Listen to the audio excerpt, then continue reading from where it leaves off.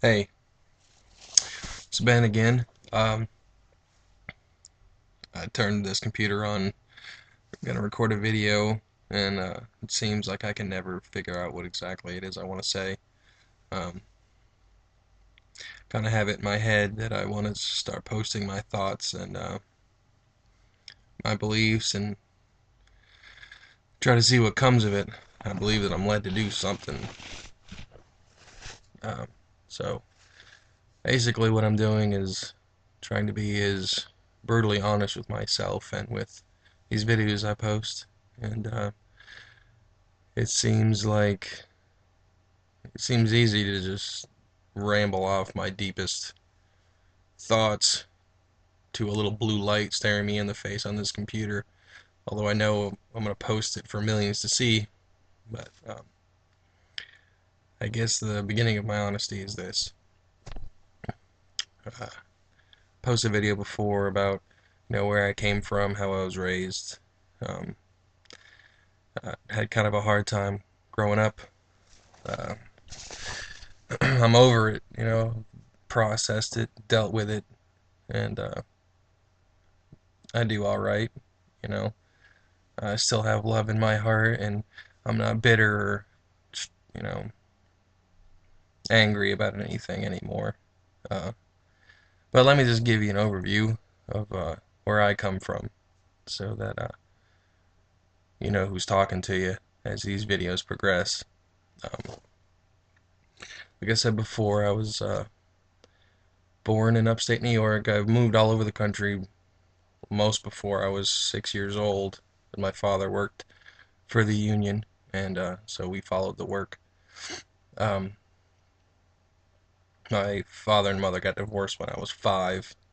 Uh, uh, Last memory I have of her in my childhood years was her running out of the house, running down the street, screaming, and my father chasing her.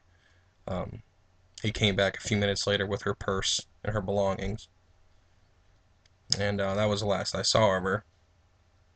I saw her intermittently every couple of years for a little while. He'd allow us to see her. Um, think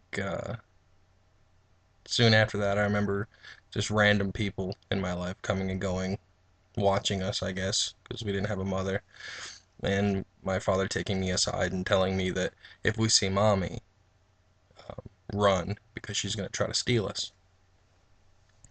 And it was kind of funny how when you live in a situation long enough, um, it becomes normal to you.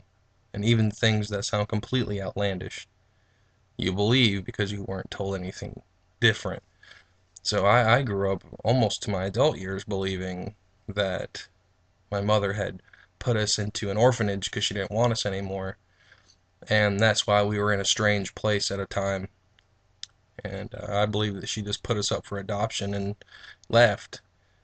Come to find out, well, that's what my father had told me. So, come to find out years later, it wasn't an orphanage. She was there with us. It was a shelter for abused women.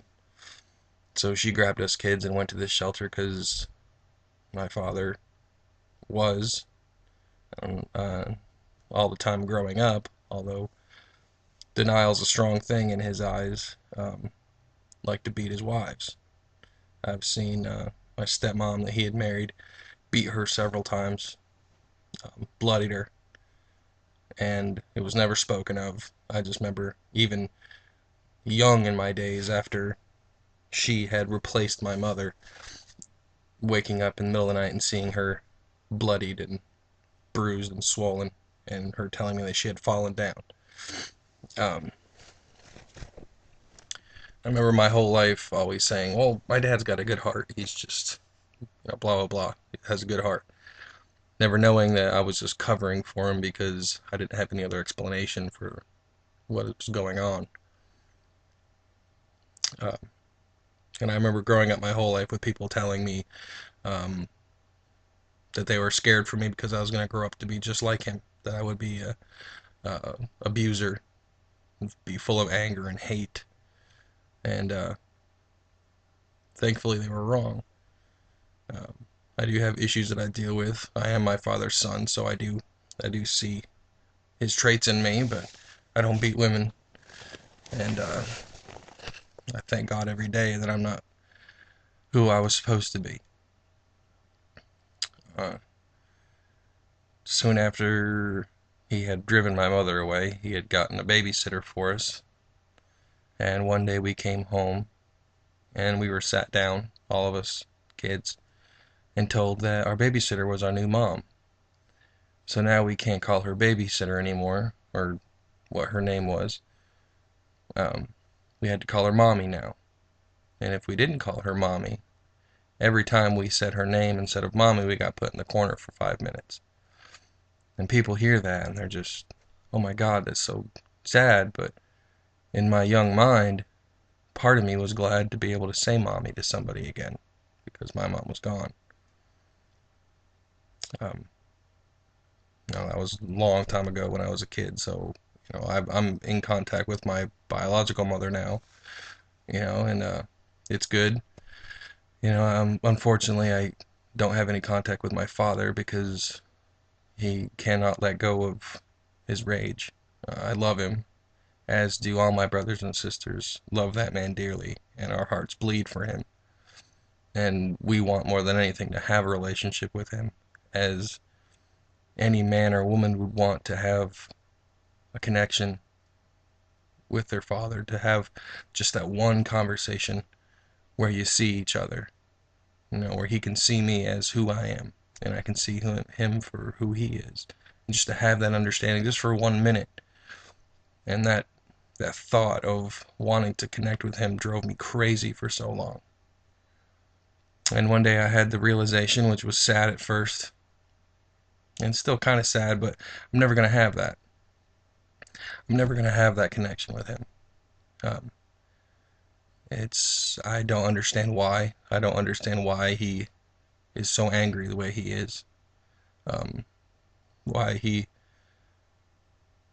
says the things that he says and does the things that he does to the people that he's supposed to love most. Not just his children, but his wives and his sisters and brothers and mother and father. And it's just, I feel for him because he's missing out on so much, you know. And he assumes to know me and my siblings' lives.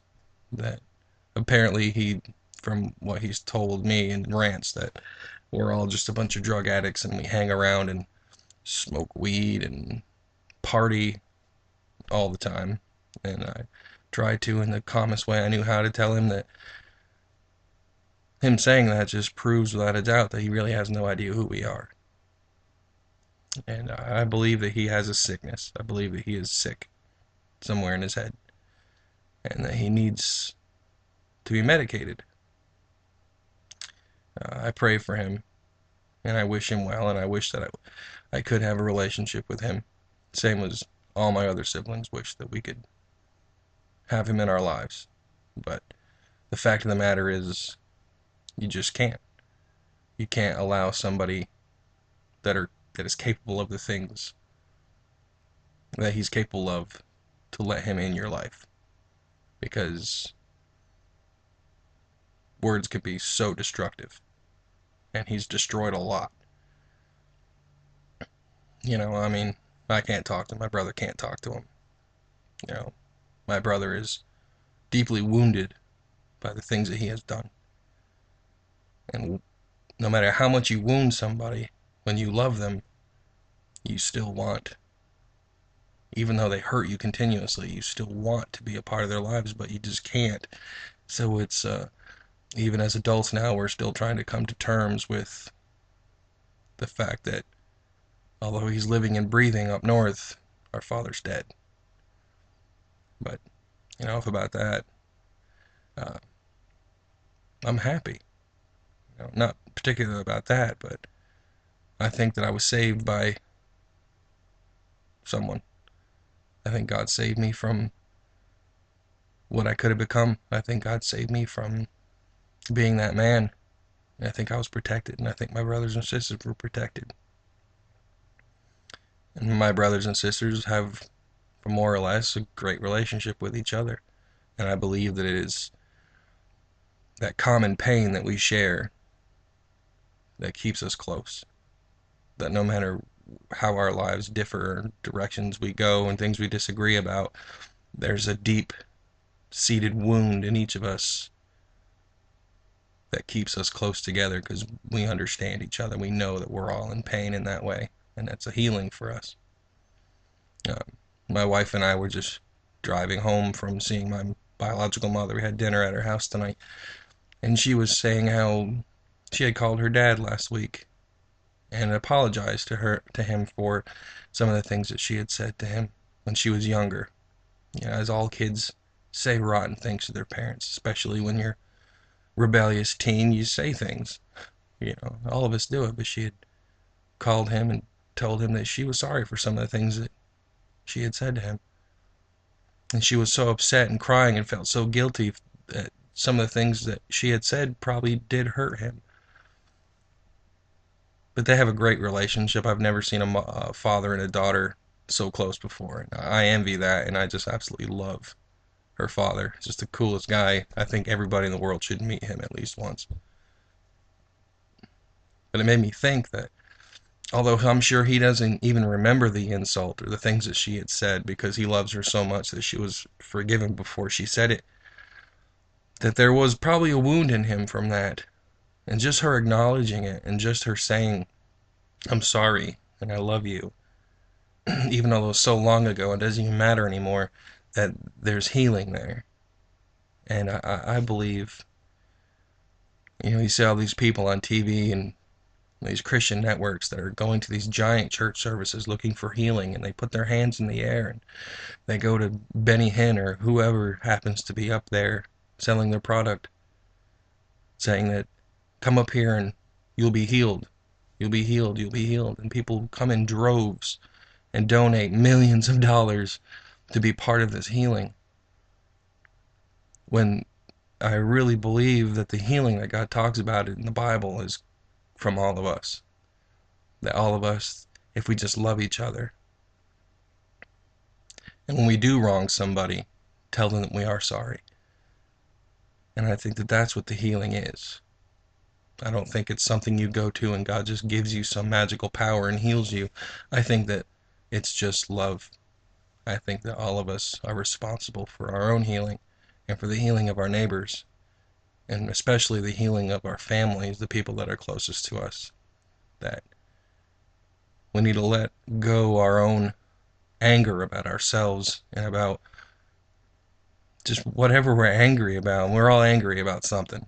Anybody out there that tells you they're not angry about anything is selling you something. But let it go. Turn that anger on yourself for not showing people around you the love that they deserve. And I just believe that if you show somebody a little bit of love, that love has healing power and can heal them not only of their emotional wounds, spiritual wounds, intellectual wounds, but physical wounds, because our bodies are all connected together. Anyway, that's just a thought I was having, and I hope you enjoyed it, and I hope that it made sense to somebody. So hopefully I'll post again.